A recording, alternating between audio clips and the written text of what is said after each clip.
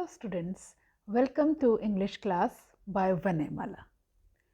Today we'll continue the chapter Ivan Tries an O-Level by Colin Dexter from your class 12 book. Students, the story so far is कि Ivan is a very clever criminal. वो prison से पहले भी बहुत बार escape कर चुका है and he is famously called prison break और अब वो दोबारा से प्रिजन से escape कर जाता है और बहुत ही चालाकी से। हालांकि गवर्नर जो ऑफ द प्रिजन जो है वो सारे प्रिकॉशंस लेता है लेकिन फिर भी वो उसको चकमा देकर escape कर जाता है। You remember how he appeared for the O-level German exam और इस एग्ज़ाम की आड़ में वो वहाँ से भाग जाता है। तो पहले तो उनको ये लगता है कि जो मैकेलरी है, जो इन्विजिलेटर था, वो एक्चुअल में जो इवांस है वो उसको मार के उसको ज़ख्मी करके वो इवांस वहाँ से भाग गया, राइट? लेकिन बाद में जैसे स्टोरी अनफोल्ड होती है तो पता चलता है कि एक्चुअली जो पहले गया था वो इवांस नहीं था। इवांस तो वो था जो प्रिजन में पीछे रह गया था और उसको ये लोग गवर्नर उसको खुद भेजता है क्योंकि गवर्नर को लगता है ये मैकेलरी है। वो उसको इवांस को ढूंढने पकड़ने के लिए भेज देता है जबकि वो मैकेलरी नहीं इवांस होता है। तो अब गवर्नर को अपनी ये गलती का एहसास भी हो जाता है कि लास्ट जो वीडियो में हमने देखा गवर्नर को अपनी गलती का एहसास हो जाता है कि उसने क्या गड़बड़ हो गई है। और अब मीनवाइल जो इवांस है वो वहाँ से एस्केप करके एक होटल में ठहरा हुआ है एंड वो सब कुछ इस घटनाक्रम के बारे में कि क्या क्या हुआ सोच के वो मन ही मन बहुत खुश हो रहा है कि उसने कैसे चालाकी से सबको चकमा दे दिया।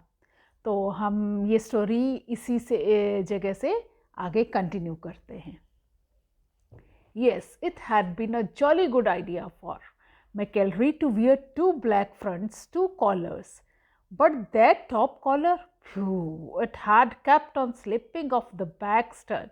And there had been that one panicky moment when McElroy had only just got his hand up to his neck in time to stop the collars springing apart before Stephens. They had got that little problem worked out all right, though. A pen stuck in the mouth whenever the evil eye had appeared at the peephole.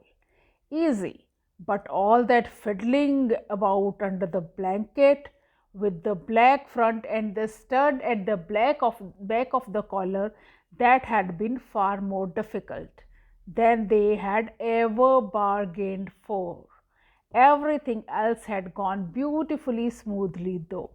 तो अब इस paragraph में जो Evans है वो recall कर रहा है कि कैसे उन्होंने सब लोगों को चकमा दिए।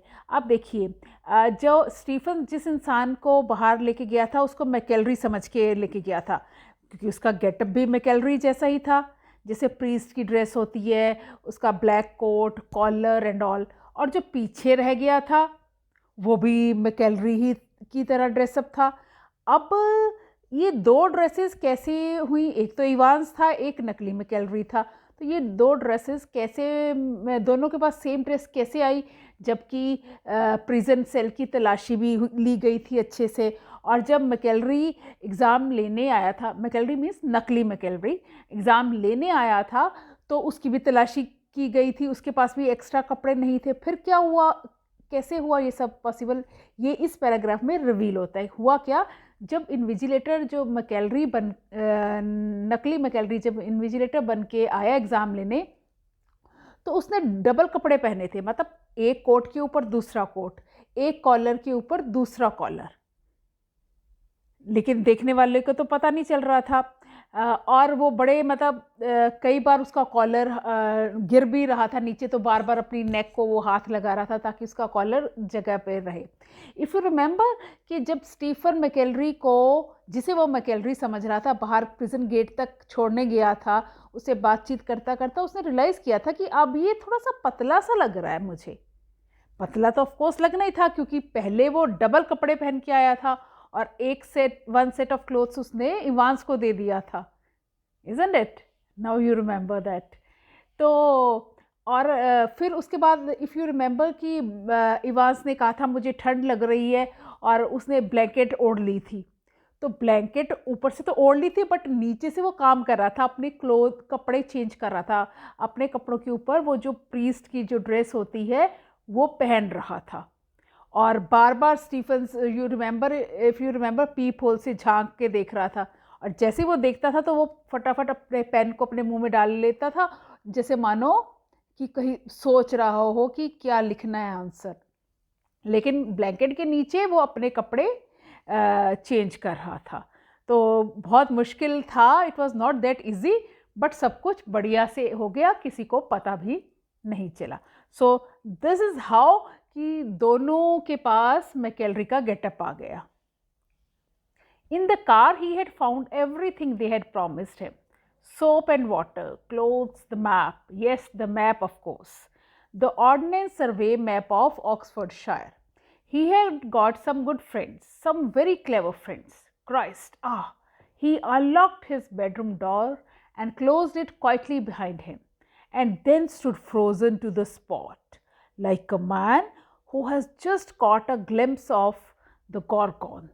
Sitting on the narrow bed was the very last man in the world that Evans had expected or wanted to see. It's not worth trying anything, said the governor quietly, as Evans' eyes darted desperately around the room. तो और जब वो car में बैठ के गया तो car में उसको सारे सामान जैसे कि सोप, कपड़े और मैप जहाँ उसने जाना था वो सब चीज़ें मिल गई। इट मीन्स बहुत सारे लोग उसके साथ मिले हुए थे जो उसकी हेल्प कर रहे थे।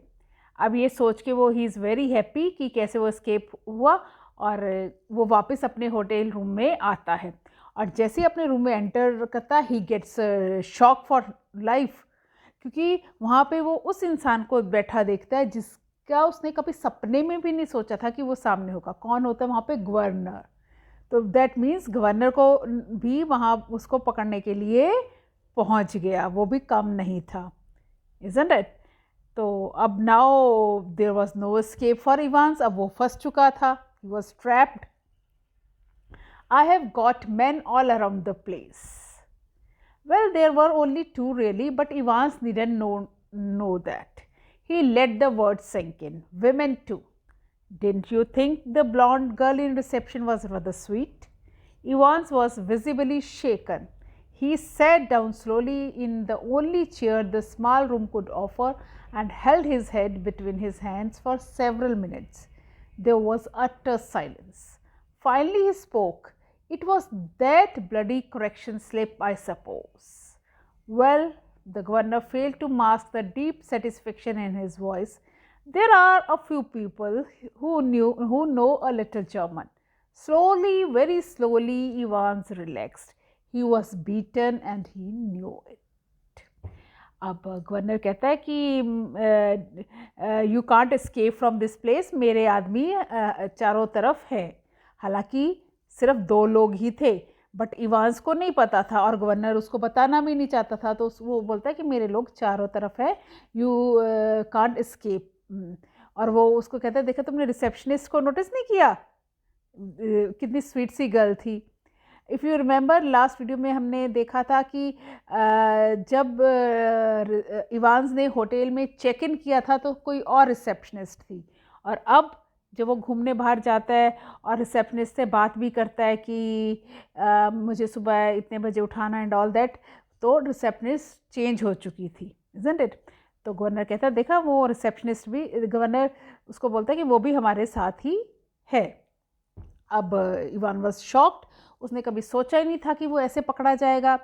वो वहीं पे चेयर पे अपना सर पकड़ के बैठ जाता है और सोचता है, देन ही सेज, अच्छा तो वो जो करेक्शन स्लिप थी उस वजह से मैं पकड़ा गया। यू रिमेंबर जब वो एस्केप करता है तो वो जो करेक्शन स्लिप होती है वो वहीं रह जाती है, उस करेक्शन स्लिप से ही गवर्नर को पता चलता है कि इवांस कहाँ गया होगा, इज़न्ट इट? तो now Evans realises his mistake कि ये गलती हुई कि उसने करेक्शन स्लिप वहाँ छोड़ दी। And now governor was very happy and satisfied, उसको मज़ा आ रहा था कि इवांस ने कितनी चालाकी से भागा, उसको धोखा दिया, चकमा देके भागा, लेकिन अल्टीमेटली वो पकड़ा गया। अब इवांस को भी समझ में आ गया था कि दैट ही वॉज बीटन, मतलब बीटन मीन्स वो अब हार गया है, वो पकड़ा गया है। Now he can not escape. He sat up at last and managed to smile ruefully. You know, it wasn't really a mistake. You see, we hadn't been able to fix up any hotel, but we couldn't have worked that some other way. No, the really important thing was for the phone to ring just before the exam finished to get everyone out of the way for a couple of minutes. So we had to know exactly when the exam started, didn't we? And like a fool, I presented you with that little piece of information on a plate. Well, somebody did. So you see, sir, that correction slip killed two little birds with a single stone, didn't it? The name of the hotel for me and the exact time the exam started for. तो अब सोच ultimately बाद में थोड़ी देर exam Evans कहता है कि actually वो करेक्शन स्लिप एक्चुअली एक गलती नहीं थी, हमने अभी तक सब प्लानिंग हमारी हो चुकी थी, लेकिन होटल किस होटल में मुझे रुकना है दैट वाज नॉट डिसाइडेड। तो वो मुझे वो इन्फॉर्मेशन मुझे तक पहुंचाने के लिए वो करेक्शन से भेजी गई थी। और दूसरी इम्पॉर्टेंट चीज़ थी, एग्ज़ाम ख़त्म होने से पहले जो फ़ोन कॉल आई थी, उससे क्या हुआ कि मुझे भागने का रास्ता मेरा इजी हो गया। और करेक्शन स्लिप से एक और भी बात हुई कि हमें ये पता चल गया एग्जैक्ट कि एग्ज़ाम जो हमें मीन्स जो लोग उसकी हेल्प कर रहे थे बाहर, प्रिजन के बाहर जो लोग हेल्प कर रहे थे, उनको पता चल गया था कि एग्ज़ाम कितने बजे स्टार्ट हुआ और कितने बजे वो ख़त्म होगा। They got to know with the help of this correction slip. तो ये फ़ायदा हो गया था उसका, और उसको होटल का नाम पता चल गया था। The governor nodded. It's a pretty common word. Good job. It is pretty common, sir. Or I would never have known where to come to, would I? Nice name though, Zum Golden Loven. Golden and Lowen German में है, लेकिन इसका जो actually it's a code word, ये hotel का नाम है golden lion, जहाँ पे वो इवांस रुका हुआ था। How did you know which golden lion it was? There's hundreds of them, same as you, Evans. Index number 313, center number 271, remember? 6 figures. And if you take an ordnance survey map of Oxfordshire, you find that the 6-figure reference 313/271 lands you bang in the middle of Chipping Norton. Yeah, you are right.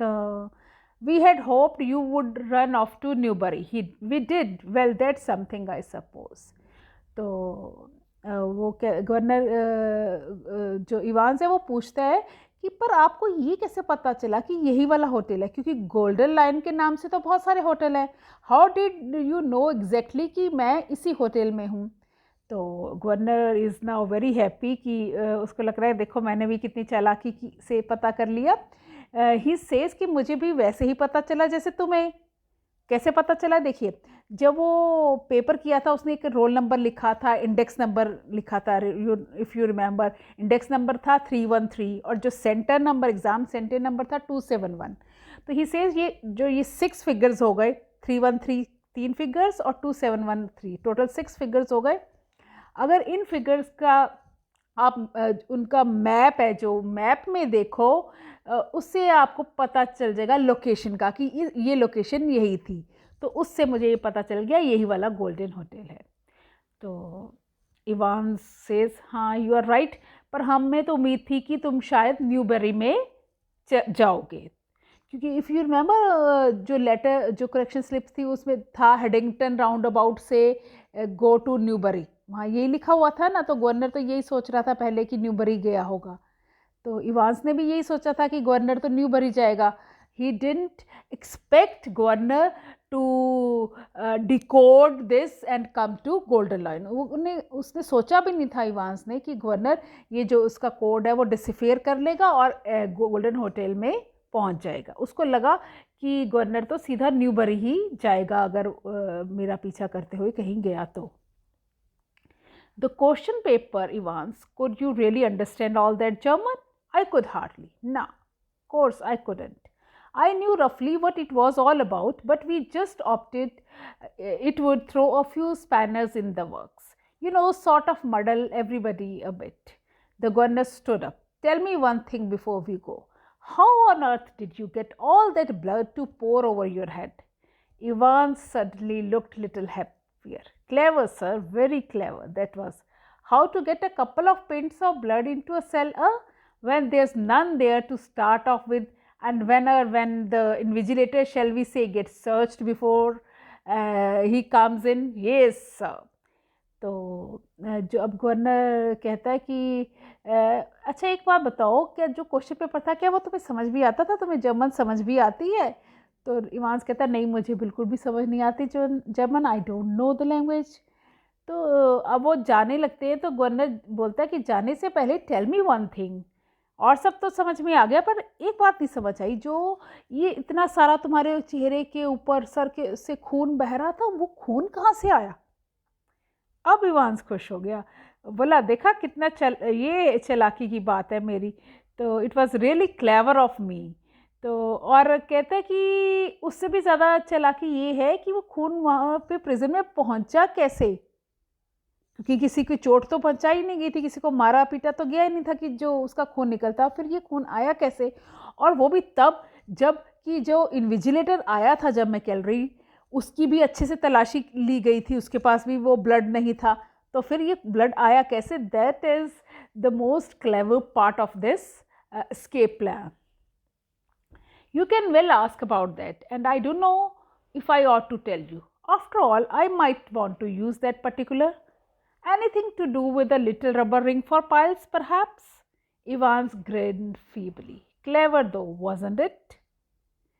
Must have been a tricky job sticking a couple of pins. Nah, you have got it wrong, sir. No problem about that. No. तो Evans कहता है कि है ना कितना चालाकी का हमने काम किया, but I can't tell you, क्या पता मुझे यही ट्रिक दोबारा से अपनाना पड़े। तब गवर्नर कहता है कहीं ये वो जो एक रबर रिंग था, इफ़ यू रिमेंबर जब मैकेलरी जब आया था उसकी तलाशी ली गई थी, तो उसके सामान में कुछ चीज़ें थी, जैसे उसका स्पेक्टिकल्स था, एक बाइबल थी, एक मैगज़ीन था, साथ में एक रबर रिंग था। उसने ये कहा था कि मुझे पाइल्स की प्रॉब्लम है, बैठने में मुझे दिक्कत होती है, तो उसके लिए रबर रिंग है, उसके ऊपर मैं बैठता हूँ। तो क्या ये जो ब्लड है वो रबर रिंग के अंदर तो नहीं था? अब इवांस भी हंस पड़ा क्योंकि उसका चालाकी पकड़ी गई। He said yes it was, वो जो रबर रिंग था उसके अंदर ब्लड था, पर वो इतना मुश्किल काम नहीं था, उससे मुश्किल भी कुछ और था। वो क्या था? It's the clotting you see, that's the big trouble. We got the blood is enough, pig's blood it was, from the slaughterhouse in the condition, but to stop it clotting you have got to mix your actual blood with 1/10 of its volume of 3.8% trisodium citrate. He says कि जो blood का arrangement करना कोई मुश्किल काम नहीं था, वो एक्चुअली एक पिग का ब्लड था जो स्लॉटर हाउस जहाँ पे जो मीट की शॉप्स होती हैं, जहाँ पे पिग का मीट वगैरह बिकता है, तो वहाँ से हमें इजीली मिल गया। That was not at all difficult. तो डिफ़िकल्ट क्या था कि उसको क्लॉट होने से बचाना। स्टूडेंट्स क्या होता है कि जो ब्लड होता है, आपने भी देखा होगा, अगर आपके कहीं चोट लगती है, ब्लड निकलता है, तो वो थोड़ी देर बाद वो सूख जाता है, ड्राई हो जाता है, एक क्लॉट बन जाता है, इज़न्ट इट? ब्लड को हमारी बॉडी के अंदर है तो वो लिक्विड है, फ्लो करता रहता है, लेकिन जब बॉडी से बाहर निकलता है तो ड्राई हो जाता है, सूख कर क्लॉट बन जाता है। तो उसको क्लॉटिंग से कैसे बचाया जाए ब्लड को? अब पिग का ब्लड तो ले लिया, लेकिन अगर वो ओपन में रहेगा वो तो ड्राई होकर क्लॉट बन जाएगा, फिर वो कैसे यूज़ कर पाएंगे, इज़न्ट इट? तो उसे क्लॉट होने से रोकना वो मुश्किल काम था, और उसके लिए इन्होंने क्या किया, उस ब्लड में जितना ब्लड था उसका 1/10 volume 3.8 trisodium citrate is a chemical, वो उसमें मिक्स कर दिया, जिससे क्या हुआ कि वो ब्लड क्लॉट नहीं किया, वो लिक्विड फॉर्म में ही रहा।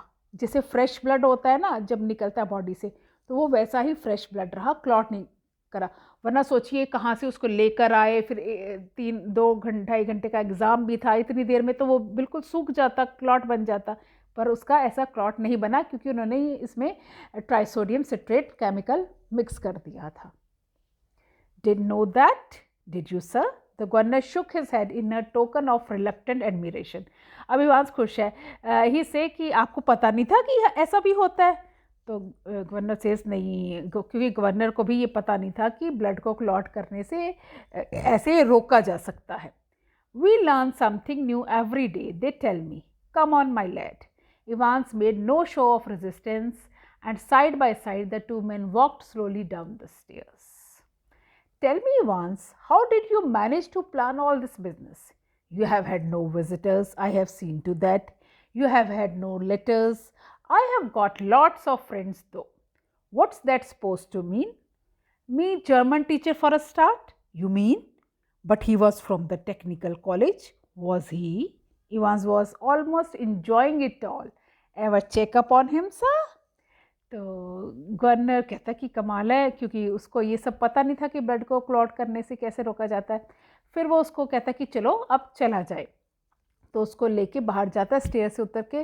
रास्ते में उससे पूछता है इवान से, पर ये तुम एक बात बताओ, तुमने ये सब कैसे प्लान किया? जहाँ तक मेरी नॉलेज में है, एंड आई एम श्योर कि जितनी देर भी तुम प्रिजन में रहे हो, तुम्हें कोई मिलने भी नहीं आया कि जिससे तुम ये मिलके ये सारी प्लानिंग कर सको. ना तुम्हें कभी किसी ने कोई लेटर भी नहीं लिखा. Then how did you plan it? तो इवांस कहता है कि मेरे बहुत सारे फ्रेंड्स हैं. तो गवर्नर कहता है इसका क्या मतलब हुआ? ना तो तुमसे कोई मिलने कभी आया, ना किसी ने कोई लेटर लिखा, कोई कम्युनिकेशन नहीं था, कुछ भी नहीं था, फिर ये प्लानिंग हुई कैसे? तो अब इवांस को मज़ा आ रहा था ये सब बताने में. ही सेड, शुरुआत के लिए मेरा German teacher. Now governor is shocked. German teacher? पर वो तो टेक्निकल कॉलेज का टीचर है ना, वो तो वहाँ से आया था. अब इवांस को मज़ा आ रहा था. ही सेड, क्या आपने कभी चेक करने की कोशिश की कि वो एक्चुअली आया कहाँ से था? Did you cross check his credentials कि वाकई वो टेक्निकल कॉलेज का टीचर था? God Almighty, there's far more going on than. I always will be, sir. Everything ready? Asked the governor as they stood by the reception desk. Now governor is shocked. Oh my God, मतलब इतना ज़बरदस्त planning. Even teacher, जो German teacher जिससे वो साल भर से German सीख रहा है, वो भी एक्चुअल में नकली था. He was not a real teacher. He was an accomplice of Evans. Evans का ही साथी था, and they have been, that means they have been planning this escape since long. बहुत देर से ये प्लानिंग उनकी चल रही थी. अब वो नीचे पहुंच जाते हैं रिसेप्शन डेस्क पे. The Vans out the front, sir, said the pretty blonde receptionist. Evans winked at her, and she winked back at him. It almost made his day. तो वो रिसेप्शनिस्ट गवर्नर को बोलती कि सर वो van आ गई है, prison van, जिसमें बैठ के इवांस को प्रिजन में जाना था. तो इवांस उसको, ही विंक्स एट हर, मतलब आंख मारता है, and she winks back. A silent prison officer handcuffed the recaptured Evans, and together the two men clambered awkwardly into the back seat of the prison van. See you soon, Evans. It was almost as if the governor was saying farewell to an old friend after a cocktail party. Cheero, sir. I was just wondering. I know your German's pretty good, sir. But do you know any more of these modern languages? Not very well. Why? तो जो prison van आती है, उसमें से एक prison officer आता है और इवांस को हथकड़ी पहनाता है, हैंडकफ फेस हथकड़ी पहनाता है, और वो प्रिजन ऑफिसर और इवांस दोनों प्रिजन वैन की बैक सीट पे बैठ जाते हैं. और गवर्नर उसको बोलता है, okay Evans, see you soon, मतलब जेल में मिलते हैं. तो इवांस भी कहता है, ओके सर, पर I just want to know कि आपकी जर्मन तो बहुत अच्छी है, क्या आपको कोई और लैंग्वेज भी आती है? तो गवर्नर पूछता है कि नहीं, but why are you asking me this?